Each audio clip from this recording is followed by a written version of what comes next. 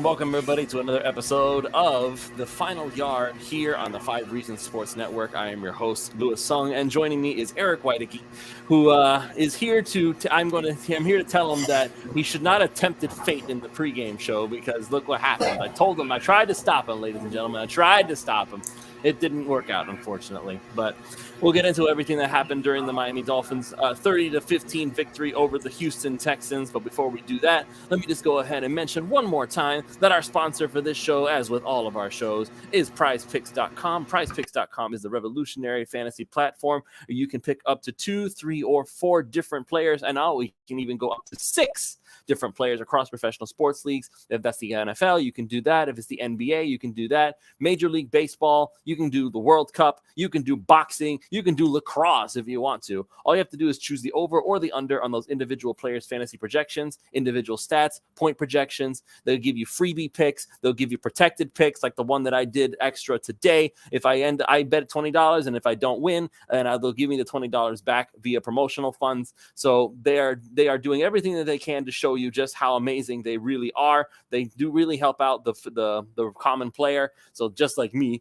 So they have Taco Tuesday, Flex Friday, just name it. They've got it for you. Use the promo code 5, that's FIVE. They will match up to $100 on your initial deposit when you sign up. Again, that's promo code 5, FIVE, prizepicks.com. Go ahead over there, use that promo code, and start getting some monies today. All right, so let's just go ahead and address the elephant in the room here, okay? Teron Armstead went out of the game with a pectoral injury is what we are being told.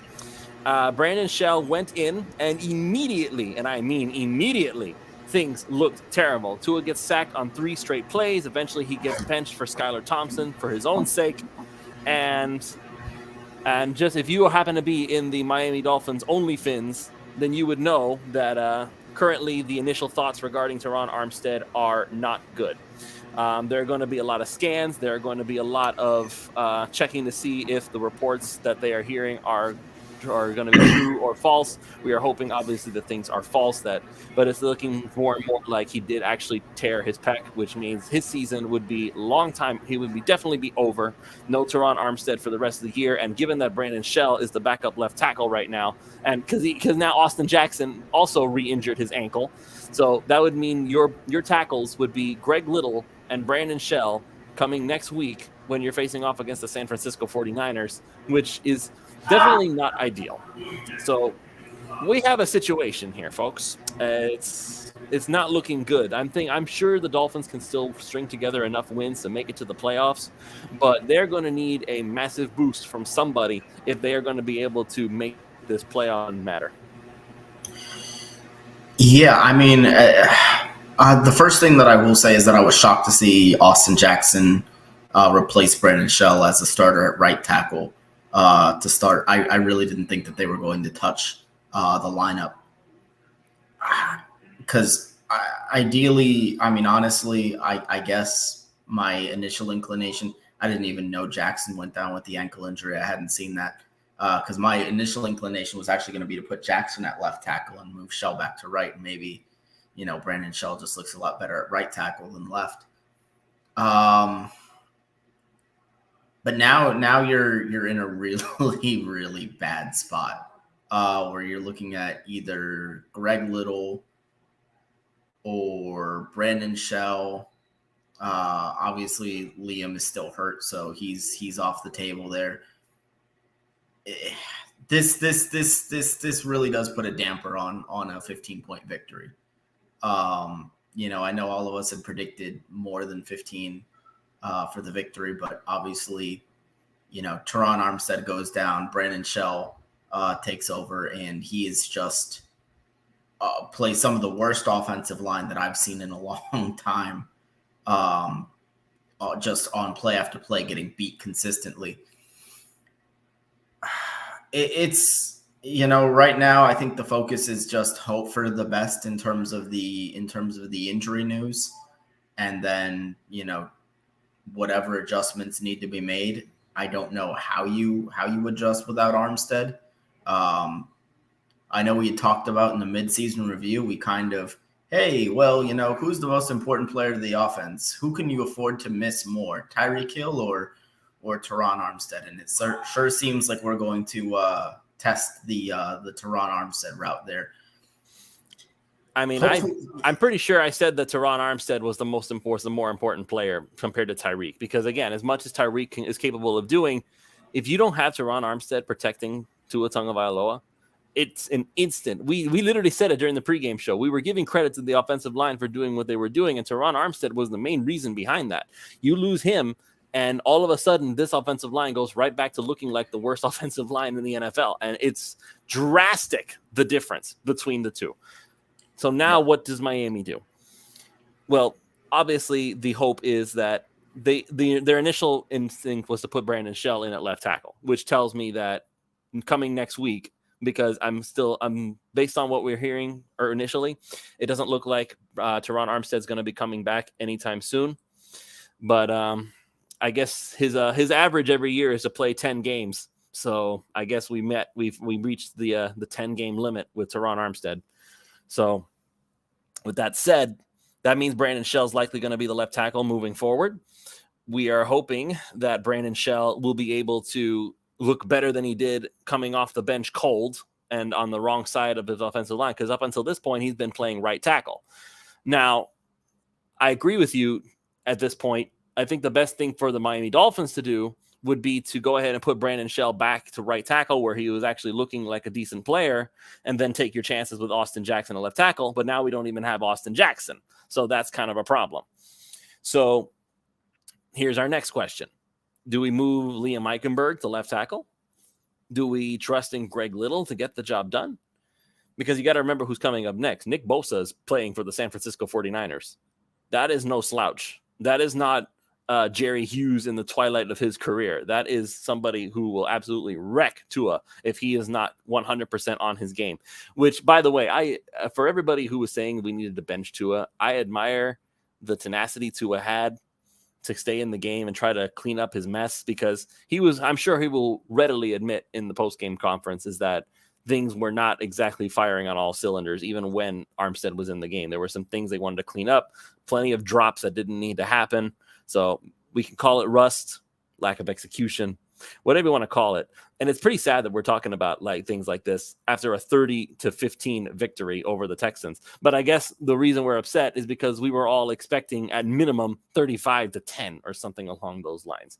And we couldn't even get that far. Once the second half started and Armstead was gone and Tua went down, it's like the entire team just went numb.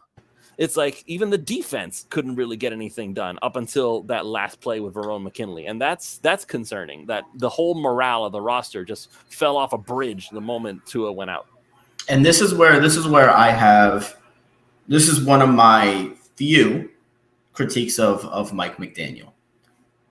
Anytime a starter goes down and it's next man up, it feels like Mike McDaniel's game plans are so hyper specific to the starter that day that he just can't adjust in game to somebody else being in that spot, because every single game plan he has it's almost like it's too focused in. It's too intricate for just any other player to step in there and do that job. Like Skylar Thompson, Mike McDaniel needs the week, for example, for Skylar Thompson to come in, and then he will tailor a game plan around Skylar Thompson. And if Skylar Thompson goes down, whoever's behind him just won't be able to run the offense because it's designed for Skylar. I just feel like if he could do a better job of making things a little bit easier, a little bit more one size fits all. I understand that that's part of what makes him as great as he is. But there's also adjustments that have to be made to account for the skill set of, maybe another player coming in that's not at Tua's level or not at Teron Armstead's level. So I do feel. Let's be fair though, Eric. Eric, let's be fair though. What do you? It's not a slight drop off from one to the other. Teron Armstead is an all-pro caliber left tackle. Brandon Shell is a guy who picked up off the street. I completely understand. Absolutely, 100%. When things like this happen, it's not easy to just pick up and just continue on scoring 30 points a game like they've been doing.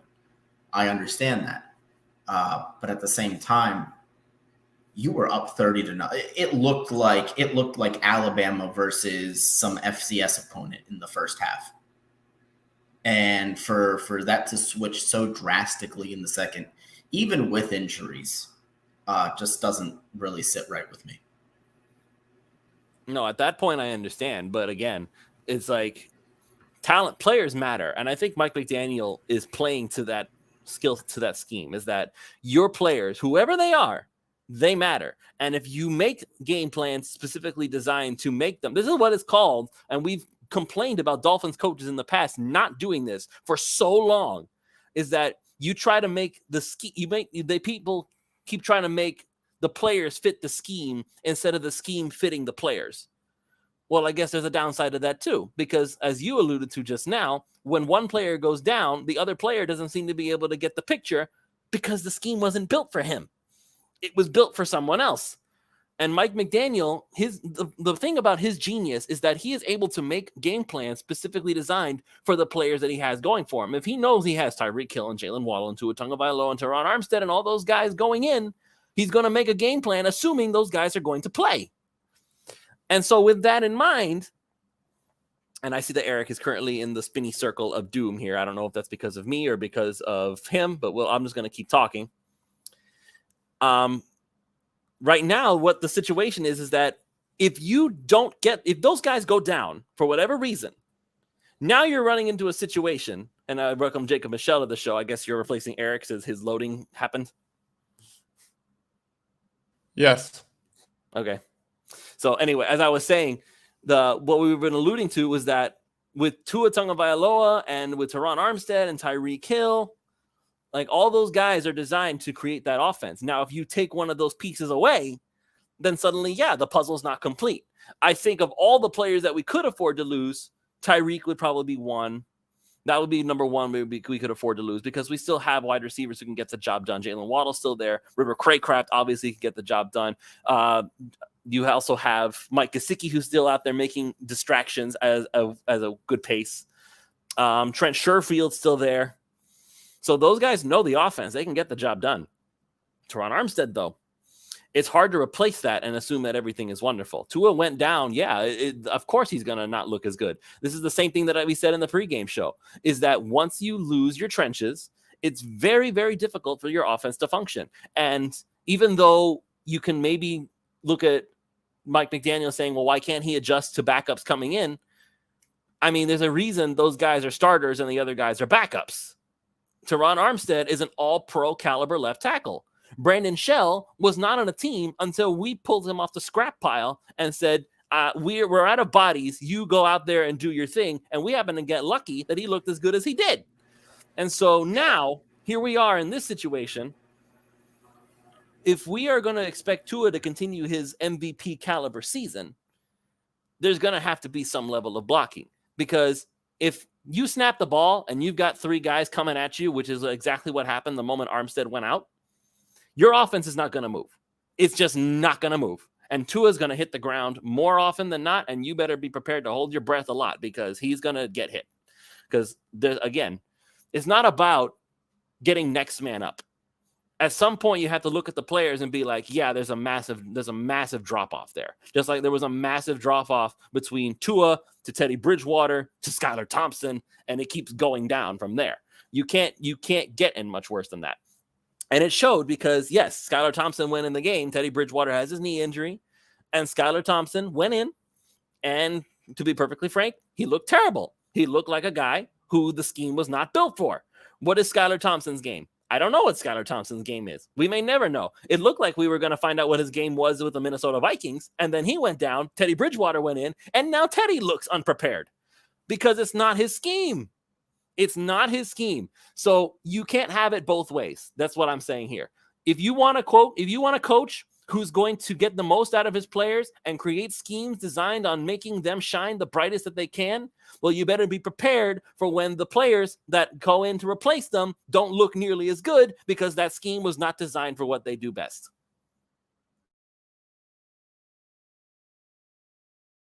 Anybody who wants to chime in, be my guest. Yeah, no, I completely understand, from that aspect, and I guess what I'm getting at is, you know, just seems like generally speaking, okay, well, what does Skylar do?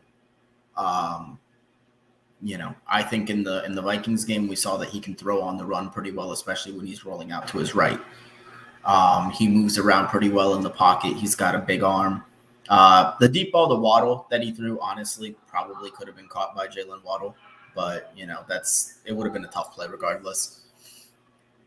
The point of this isn't necessarily to just be like, oh man, Skylar Thompson, he sucks, he sucks, he sucks. I just feel like there's better situations you can put him in, even with the deficiencies on the O line to get something out of him. Because I can understand if he's not playing at Tua's level, but to be like, what was it, 1 for 6 for like 5 yards, it is really really disappointing. But I don't. I mean, it's so hard to look at this game from a positive aspect. I guess if there is one positive you can look towards, it's that this was kind of the breakout game for Bradley Chubb and Jalen Phillips. This was the game that those two guys really came around and started to look like the two dominant edge rushers that you envisioned when you paired them together. I don't know where they go from here without hearing first about the offensive line injury news, really. Jake, your thoughts, because we haven't heard from you yet. I think it's a legitimate concern. I mean, Armstead is an injury-prone tackle, and he will be injured throughout the season. And we knew that coming in. We haven't gotten official word on his injury. I heard he gave a thumbs up going into the locker room. So I'd like to be cautious. That doesn't mean anything to me, though, Jake. It really doesn't, because a lot of players, even though they've like torn their ACL and they're getting carted off the field, they'll give the fan base one of these just to let everybody know I appreciate your love or something along those lines. Sure. Yeah, I'm cautiously optimistic. I think that we just gotta. He's had some minor injuries throughout the season, and yes, it's easy to panic, I think. But at the same time, the Dolphins are 8-3. The fans were booing late in the third quarter and or early fourth quarter. I don't know what you guys think about that, but I think as a team that's 8-3 for the first time since 2001. It's easy to get caught up in some of the bad things that happened in this game, but I think we should also focus on the fact that the team has 8 wins. All right. I mean, if you want to put a positive spin on it, that's great and all, but what are you being positive about here? That the Dolphins just have the wins and that's good enough for you? Because, again, the goal is not to say we had a winning season. The goal is to make it to the playoffs. The goal, doggone it, my co-host Ron Kanek was saying Dolphins going to get to the Super Bowl. Dolphins going to win the Super Bowl, which I know that maybe part of it was like he was being super high in the sky about his excitement level, and I'm happy to do that. Again, every team's goal should be to win the Super Bowl, but all of a sudden it seems very difficult to envision that without Teron Armstead, because again, this is not a small drop-off. He is an all-pro left tackle who's been anchoring that offensive line all year long, playing through a toe injury, and then I think it was a calf or an Achilles. I can't even remember anymore right now. I think it was a calf injury. And now this pectoral injury, which very well could be ending his year. If that's the case, how in the world do you make up for that? And I see a lot of comments coming in that it's on player preparation, next man up. Yes, next man up. Next man up sounds great in theory. But again, that's if you are picking a bunch of players who fit a scheme rather than trying to tailor make a scheme every single week designed on who the players are that you have in your arsenal. That is what Mike McDaniel's strength is, but it can, just like anything else, that can also be his main weakness. If you have a guy who is built to do this thing and the next guy behind him is not nearly as good at doing that thing as that particular player, then you're going to have problems. You're going to have problems. And so, again, do you want to coach? Then I'll ask this legitimately, because I want to know what your thoughts are. Do you want a coach who will design a scheme based on the players he has? Or do you want a coach who has a scheme and says, I want you guys to do this, and I don't care what everybody else is good at? Yeah, no, I completely understand what you're saying. I guess where I don't necessarily think it has to be that rigid of a binary where it's like a guy is absolutely all of one or he's absolutely all of the other. I guess what I'm asking for is I just wish that some of those adjustments could be made in the course of a game rather than needing an entire week for that preparation to make those adjustments kind of in game, because you know the players that you have on your roster.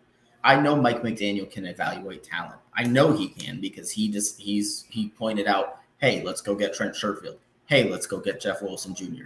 I know he can see talent and he understands what these guys are good at from that perspective. So I would just like to see some adjustments made in game that kind of reflects that. But as far as booing the team in the fourth quarter, that's kind of weak. You're up by 15 points, even though it's not looking great. Like let's remember where we were, 5, 6, 7 years ago. Eric, that's exactly the point, though. That's exactly the point, is that we've been watching this Dolphins team all year, and we've gotten used to the team being better. We don't want to see them go back to what they were 6 or 7 years ago, which is what it started to look like against the Houston Texans. I saw one comment, yeah, we won. Stop nitpicking. It was against the Texans. Yes, exactly. It was against the Texans. Yeah, but there's never an excuse to boo when you're up by double digits. I don't like that. If you're on the other end of getting blown out 30-0, have at it. Sure, go for it. But you're still up multiple scores. Like I don't understand. I mean, do what you want. You paid for the seats. I understand it's a fan's right to boo or cheer as they please. I'm not going to sit here and be, the fan police. But I don't think it's the best look for the Dolphins fan base. We're not spoiled. This isn't like I said. This is their first year of being good. Don't turn into the Patriots fans. All right, let's not do that. Jake, I think, and what I hope is that second half, every position kind of lost their sense of urgency. The offensive line kind of lost their sense of urgency. The defense lost their sense of urgency. And I think that comes with being a young team. Although we have a few veterans on the team, a young head coach. I think whatever happened in that halftime locker room wasn't really enough because the Dolphins came out sluggish in the second half. And I think moving forward, like if that was the Kansas City Chiefs instead of the Texans, if that was even the Packers when we play against them on Christmas, if that was the Packers. I don't see Tua coming out of the game. At the same time, you don't want to take your foot off the gas pedal, and I think that's what happened in the second half, and that's probably something that Mike McDaniel is going to address for the week on end. Just saying to guys like, hey, we're up 30-0. Yeah, Skylar Thompson's in the game, but you still got to protect the quarterback. Yeah, Tua's coming out for the second half. Guys got to still protect him. You got to have that sense of urgency. Pretend like it's 0-0 at even though it was 30-0. Pretend like it's 0-0.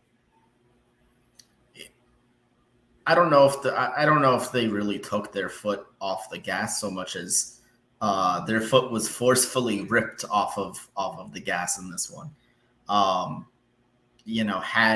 Teron Armstead not gotten hurt, you don't see the only reason why they decided to take Tua out of the game, at least in my estimation. I know that Mike McDaniel said that they wanted him to get. No, there were a lot of people. There were a lot of people calling for Tua to be benched in the second half. Absolutely, I didn't want to see him. No, it was because of what the score was, not because of what happened with Armstead. It was happening even before Armstead went out. That screams to me. Yeah, absolutely. We don't care. Take the foot off the gas pedal. But no. But the first half, right at the end of the first half. One of the first plays after Teron Armstead gets hurt, Tua gets bent in half with Brandon Shell at left tackle. That's when you make the decision. All right, let's be careful here. It's not necessarily. I don't think they overlooked Houston. If they overlooked Houston, they wouldn't have come out with the intensity that they had in the first half. I think it was. Can you say that they were demoralized by the injuries and that kind of affected them in the second half? Sure, to an extent, I would buy that. But I don't think it's a matter of oh man, this was just a lapse in concentration. I think that there were legitimate personnel issues that popped up in the second half that kind of reflected what we saw. I mean, I think if Armstead is in the game in the second half, it probably doesn't end 30-15. Just a hunch, even with Skylar Thompson in there. But, that's something I can't really say for sure. I don't have a crystal ball. That's just how I feel it would have gone. Is there another game going on behind you, Eric? Because I can hear a lot of anger in the echoes. Oh goodness, the door is closed here. There are people watching the 4 p.m. games, I think. Well, I mean, I see the Jacksonville Jaguars are about to try to go for 2 and win the game against the Ravens. So, which, by the way, that would definitely help the Miami Dolphins out a lot because currently Baltimore is 7-3, Jacksonville's 3-7. So there's a massive difference there. That would help a ton. And any other scores today that the Browns, did the Browns win? Yeah, the Browns won. I think it's a tie. It went 17-17, according to what I'm looking at.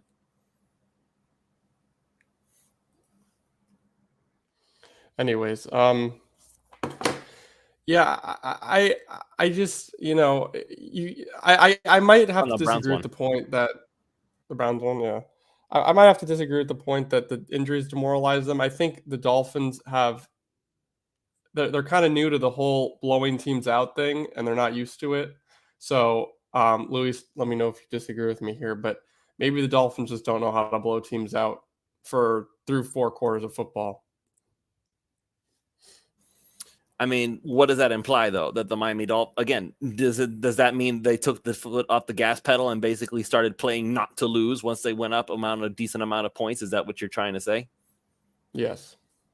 Okay, so, but yeah, you're basically... So, again, that's what I'm thinking. Again, whenever you bench your starters, I don't care what you're calling it. If you're benching your starters in the second half, because for a while, Tyreek Hill and Jalen Waddle were out too. So let's not pretend like, it was just Tua that they were protecting. Tyreek went out, Jalen Waddle went out, and for a while it was Cedric Wilson, River Craycraft, and Trent Sherfield. Mike Gesicki. To go with Skylar Thompson. Yeah. It's like, at that point, no, you took your foot off the gas pedal, and you're basically saying, we're comfortable with this lead we have. We're going to win the game, and that's the end of the discussion. So I'm looking at this box score right now. Gesicki had zero catches. 0 yards. He had a target. I told you guys not to pick him. One target. It's just crazy because some games he'll actually contribute to the team, and some games he doesn't get looked at. So that's my biggest. I love him as a player. It's just my biggest question mark is what Smythe got a touchdown, and he was probably happy for him about that. But how are you going to get yourself involved in the game? You know what I'm saying? And Luis, you brought up the blocking thing, just Trent Sherfield said. You learn to block, you get the rock. That's the answer. Exactly. So if Mike Gesicki wants to get involved, he's just going to have to block more. That's the honest truth. He's going to have to block. And I don't know if he can. I don't know if he can. That's never been his game. Again, what were we just talking about? What is it that Mike McDaniel does? He creates schemes designed specifically for what you do best. Now, with that said, there is a certain level of compatibility that needs to be put into action here. If you are creating a scheme based off of the players you have, well, what happens when one player that you happen to have does not exactly fit the mold that the other players have? Because there's only so many footballs to go around, and this team is designed to get the ball to Tyreek Hill, to get the ball to Jalen Waddle, and to every once in a while get the ball to either Jeff Wilson or Raheem Mostert. So with that in mind, now what? You basically go into this and say, where does Mike Gesicki fit? This is exactly the same discussion we had at the start of the season. Is Mike Gesicki able to fit into this offense? And it looks like the answer is going to be no, because you can't, unless the only thing he's good for at the moment is to be a decoy and maybe every once in a while a large red zone target. But that's assuming he's getting good blocking. And right now, especially now more than ever, unless Mike Gesicki suddenly becomes in the masterclass of being a tight end blocker, you're going to need Durham Smythe now more than ever to act as extra protection. Where does Mike Gesicki fit in that? It's looking, I don't think he's going to get it. And the Ravens just won with the last seconds in the game. Oh, nope. Justin Tucker didn't make it. It was too short. Okay, so Jacksonville just beat the Ravens. Tucker missed. Wow. So I guess this is usually just a bad year for kickers all around, ladies and gentlemen. Justin Tucker never misses. That's except crazy. for this time. Wow. It was just too far away for Justin Tucker. It was a 67-yard field goal. Wow. Oh, wow. And he still almost made it. Like, the aim was fine. He just couldn't get enough oomph under it. Well, that would have been a record, right? Probably. I mean, doesn't he already have the record for he already has the longest field goal? Yeah. So it was going to break his own record. No. And he booted it. Just wasn't enough. Wow. Jason Sanders would have made it. Yeah, sure. Let's go with that. Who he didn't miss today. Said, so. Right. Barely. So I just need Geno Smith to save me because Russell Wilson blew it for me, and so did friggin' Terry McLaurin. Like, he was so close too. Terry McLaurin had 48 yards by the end of the first quarter, and he never caught another pass after that. The run game for me today was very subpar. It was underwhelming for sure. I expected Jeff Wilson underutilized, that's for sure. Underutilized, but even when we were up 30, you'd think we'd be running the ball more and more effectively. But no, like Jeff Wilson averaged, I don't know how many what he averaged on the ground today, but it must have been less than 3 yards a carry. 3 on the dot, 13 for 39. Okay. So again, if you're averaging only 3 yards per carry and you're able to get the ball moving through the air, why would you go to the run game? I guess right. Why would you is the question, and why didn't it open up when the passing game was going so well? Because the Texans were playing for the run the entire time. They were 100%. But in the second half, go ahead. Sorry, I was gonna say, do you chalk it up to blocking or the Texans sold out for the run, or did they miss Raheem Mostert more than maybe we thought they would? Eric, I didn't get the first half of that question. Oh, okay. Was it just the blocking on the offensive line? Was it the Texans selling out to stop the run, or did the Dolphins maybe miss Raheem Mostert a little bit more than maybe we had anticipated going into this one? Well, me being a Raheem Mostert stan, I would like to say it was because Raheem Mostert was missing, because suddenly you don't have the two guys. You only have one. So if Jeff Wilson is in, you know that he's either going to be pushed out wide or he's going to be running the football. Like, he can block, don't get me wrong, but that's not what he's not there to do. He's there to be a playmaker. Raheem Mostert, on the other hand, can do both things.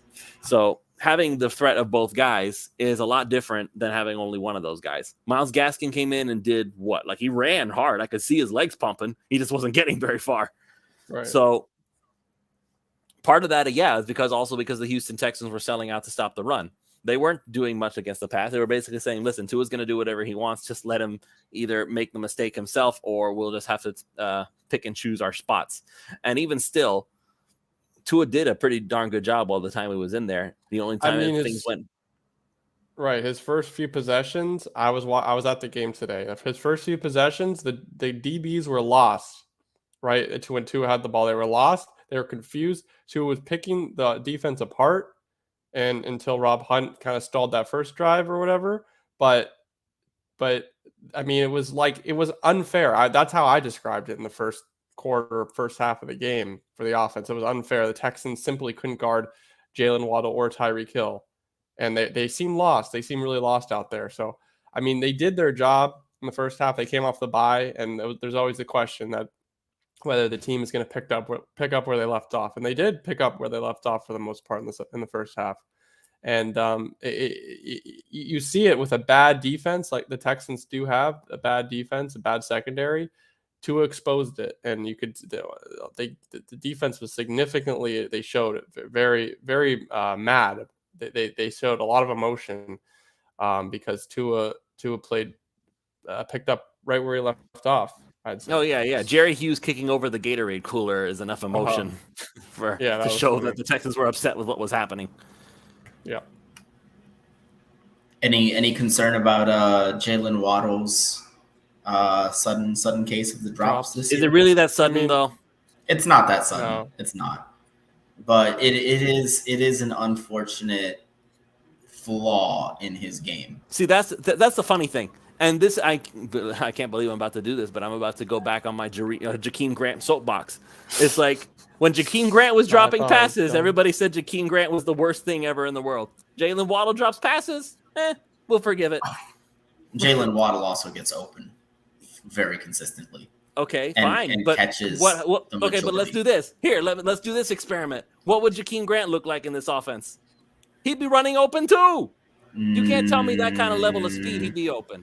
I think he'd be strictly at the punt return game, where we no, probably miss him a little bit because Jakeem Grant did not have the sudden cutting ability that Tyreek Hill he didn't have the hands and Jalen Waddle have. We're literally talking about Jalen Waddle's hands. I know, but you're talking about Jakeem Grant's going to be running wide open all the time. Even Trent Sherfield's running wide open. Jakeem Grant didn't have the ability to get open.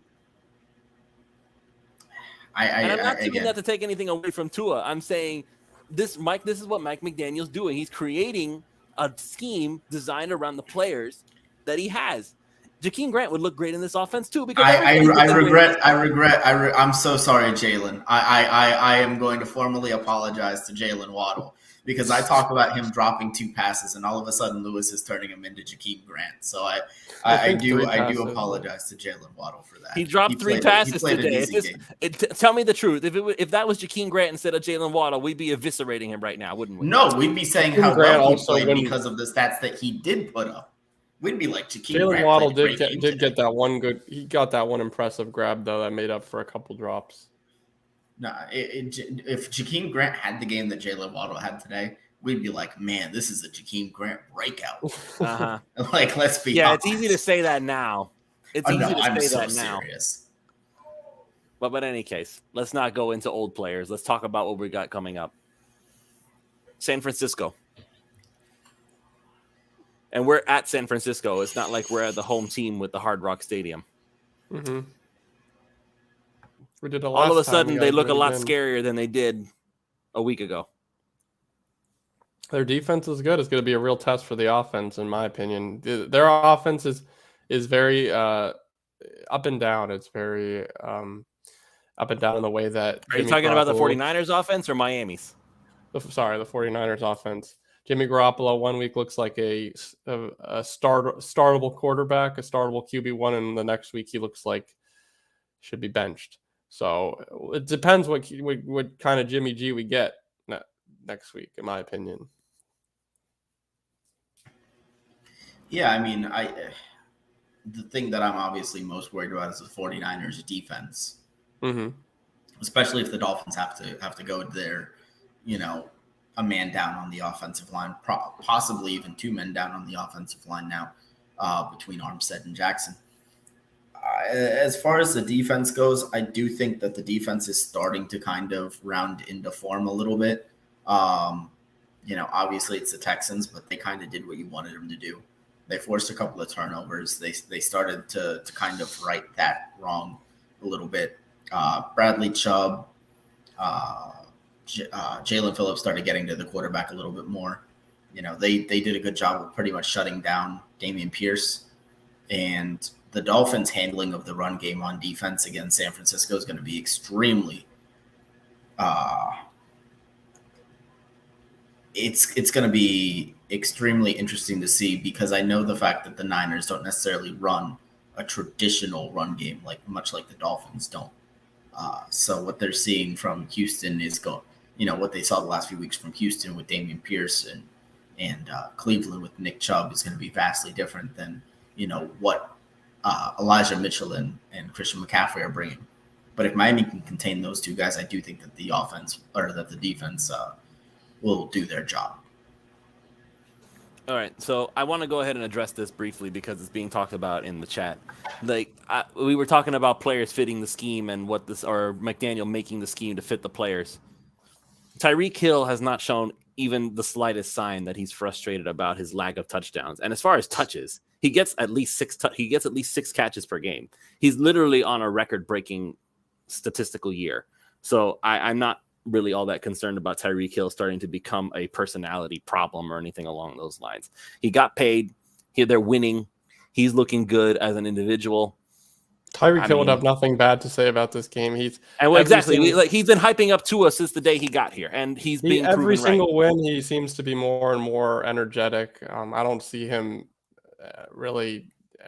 I just don't see it. I mean, if the team were to go into a slump for the last third of the season, maybe he could get vocal about it. But the way it's been going on right now, Tyreek Hill is happy. He's got, like Louis said, he's got his money. He's getting his volume. Nothing. You couldn't really ask for much more for Tyreek. Yeah, I'm not concerned even a little bit about Tyreek Hill. Again, even when they were losing, Tyreek Hill did not suddenly become, this team sucks. I need to go and find a way to get everybody up on their tails because they're sucking up a storm and I'm the only one doing it. None of that stuff happened. Like, I know that there's this perceived notion that Tyreek Hill is a selfish player because he was getting frustrated, apparently, with Kansas City and Patrick Mahomes. Again, keep this in mind. Tyreek is now a very rich man, so he has very few things to complain about on that front. And it turns out that he may very well have been correct, and that his career is actually doing better with Tua than it was with Patrick Mahomes. Patrick Mahomes plays backyard football. Let's be real about this. He can run around and he can stay in the pocket for 15, 20 seconds, order a pizza, and he can find some guy flying down the field, getting open just because he just happens to see the guy running towards him and he gets the ball there. That's the magic of Patrick Mahomes. Good for him. But that's not exactly a game plan per se. That's more just, here, you run this, like when you were kids and you would draw the routes on the guy's back. You run this way, and then you run this way, and then I'll get the ball to you on this one play, okay? Because that's who I'm going to throw it to ahead of time. Like, that's kind of what it looks like when Patrick Mahomes. I know that he's better than that. I'm very, very harshly saying what his game actually is. But I don't know if you guys saw that cartoon, what's it called, Gridiron or whatever? Oh, yeah. Where it's like a parody of all the football players and the MVP race, and Mahomes is just literally pushing buttons and he's getting ahead of everybody else. That's kind of what it looks like with Patrick Mahomes. So, yeah, for Tyreek, it's like now there's an actual offensive plan here. It's like you are the plan here, and you're going to do this here, and you're going to get this done here. So maybe Tyreek appreciates a little structure. I don't know. With Patrick Mahomes, there is no structure. With Mahomes, it's just get open. I'll find you. So, that being said, can the Miami Dolphins still get this job done? Do you think they can do it, guys? Do you think they can still, forget the number one seed? Because I see some people saying number one seed. But at this point, do you think Miami can still win the division? Because it's still very much a winnable division. Miami is now sitting in first place again after the win against the Texans because we have the one-on-one against Buffalo. I mean, it really hinges a lot on Teron Armstead's condition. If he's out for the season, I don't think that they can surpass Buffalo for the one seed, unfortunately. I think that he's just so vital to what they do in terms of protecting Tua and helping to open up the holes that they need to make the run game work. But if it's just a 1 or 2 week injury, and you miss him for a couple of weeks and, wrap him in bubble wrap every week like we've been doing. Who are we referring to? Armstead? Yeah, Armstead. Okay, well, Mike McDaniel just said at the podium that he doesn't have an update, and he added it wasn't a situation where he could have remained if it were a closer game. He was going to leave regardless. So it wasn't one of those, he can play through it things. Well, that doesn't sound great. But regardless, like I said, if it's a 1 or 2 week injury, you wrap him in bubble wrap the rest of the season, I think you'd be okay. If he's out for the rest of the year, then I don't think you can overtake Buffalo for the AFC East crown. I think you're looking at a wild card. Jake? Yeah, I'd probably have to agree with that. What Mike McDaniel said at the podium didn't sound very good, I would say. The fact that he wouldn't have been able to come back regardless. It's going to really depend on how the offense and defense, if they could sustain what they've been doing. I mean, the Dolphins are on a 5-game win streak right now. I mean, that's incredible. It's a high feeling. Jalen Waddle's probably saying fins for the win again and again and again. So if the Dolphins do lose a couple games in a row, worst comes to worst, it's going to be interesting to see how they overcome that adversity. And their eventual games between Buffalo, I mean, the Jets are looking very up and down right now. The Jets are still have a really good defense. The Packers are still really good on offense. You got teams that are going to put up a fight against us in the last third of this season, even the 49ers like next week. So it's going to be interesting to see how the Dolphins adjust and how Mike McDaniel leads this team as the season comes to an end. I have one more question before we call it here. Sure. And I want you to think carefully about this. If the offense takes a step back because Armstead is gone, do we remove Tua from the MVP conversation?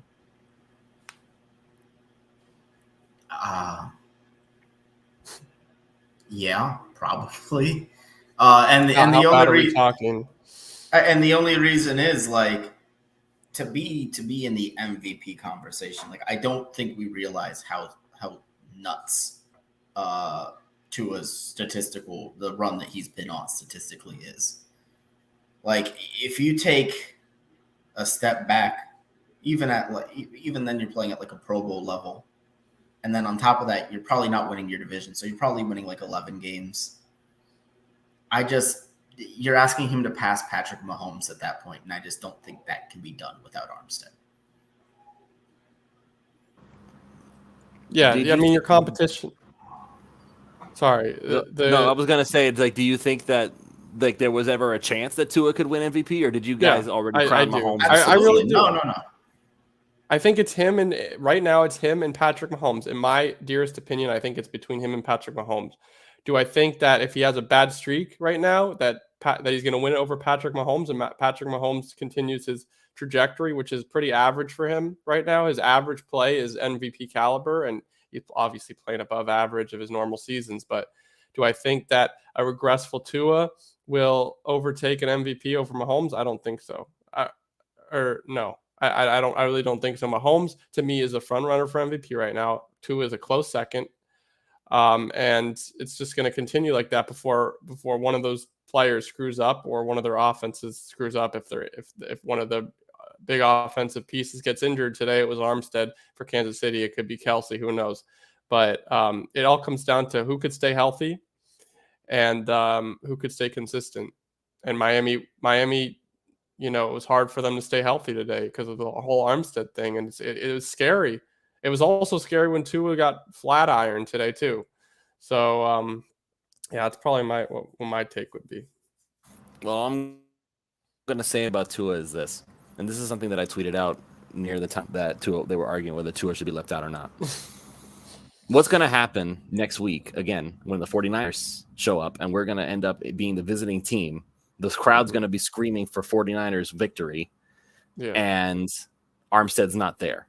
Are we going to take Tua out of fear for the rest of the season? Are we going to say, 49ers, you can have this one. We'll face the Chargers, who are less scary? Like, we can't do that. So how scared are we that Tua's going to go down? Like, we can't look at this, be like, okay, you know what? I'm not willing to risk Tua for the rest of the year because the 49ers scare me without Armstead, That's the kind of mentality that I'm having. I also think it's contingent on Austin Jackson too, because Austin Jackson can play both sides, right? You heard he re-injured his ankle, right? Yeah, I did hear about that, but so. It seems. Greg Little. I don't know. Like, it could be less harmful than Armstead's injury. He could be back next week, right? Listen, as far as how did Austin Jackson even play good today? Nobody's better than whatever we got. No. You needed to stop it and no. You needed to stop it. No, Jake. Austin Jackson is not good. He's not good. He's not going to be good at right tackle. He's not good at left tackle. He's not good. I'd rather have Greg Little and Brandon Shell at this point. Like, I would not rather have Brandon Shell. I would have put Shell at right tackle and put Greg Little at left tackle. So, okay. I don't think you take Tua out because you're afraid that he's going to get hurt.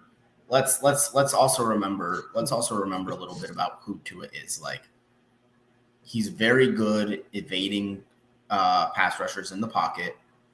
He's got one of the quickest time to throws in the league. Not necessarily because he has to, because he's got a bunch of pressure, but because guys get open that quickly in this offense. I think Mike McDaniel, you give him a week, he will design a game plan that gets the ball out of Tua's hands quickly and doesn't negate the 49ers pass rush, but I don't think it'll be this huge, terrible Tua's getting sacked 6 times thing. Even when the Dolphins' offensive line was awful last year, Tua wasn't sacked at a high rate because of the fact that he was good at getting the ball out quickly, because of the fact that he can evade the pass rush in the pocket. He's very good at that. Even when you're looking at like pass rush win rate allowed versus sack rate, the Dolphins are always really bad in terms of the blocking, but the sack numbers are low. That's because of what Tua does. So I don't necessarily think that it'll be as big of an issue as we saw today, where he's getting sacked almost every drop back without Teron Armstead. But it is a concern. Of course it's a concern. But you don't bench Tua for no reason. Okay. All right. I think we're going to go ahead and call it here. We've talked about pretty much everything that we're concerned about. We'll see what happens when the San Francisco 49ers, when we head up there to go and play them. I have my concerns, folks. I have my concerns. I'm just hoping that that this is not just a result of Tua having incredible blocking. I'm hoping that this is just Tua being Tua and that he's really just as good as he's been advertised to be at this point. So if he is, and I understand that every player needs to have blocking, but if he is, he should still be able to at least get a few points against San Francisco. This should not be like the worst thing that we've ever seen, and hopefully it won't be. So with that said, let's go ahead and thank one more time before we go our sponsors, PrizePicks.com. So you can go over there and use the promo code 5. That's FIVE. They will match up to $100 on your initial deposit when you sign up. Today, they also had a special promotion going on, a protected pick, where basically if you bet $20, they will go ahead and give you the $20 back if you end up losing like I did. And so you can go ahead and take advantage of the fact that these guys actually seem like they actually want you to win, which is very, very refreshing given the usual mindset of betting websites. So go ahead, use that promo code 5. That's FIVE. They will match up to $100 on your initial deposit. No rollover necessary. You don't have to bet it through. Put in $100. You get $100 added onto that. So basically $200 to play with, 100 from you, 100 from them. All right, with that all said and done, we're going to have more content for you coming up real soon. We're going to have Pulsafins Nation with my show, me and Ron, Tuesday at 7 p.m. We also have more stuff. We're going to have the Extra Yard with Alex Dono and Troy Stratford coming up as well. We're going to have all sorts of really awesome stuff throughout the week as the Miami Dolphins face the San Francisco 49ers. So everybody just stay tuned for that. We're going to have lots of stuff for you, and we will keep you updated with all the latest Dolphins news. As always, best Miami Dolphins content on the internet. We will see you all next time.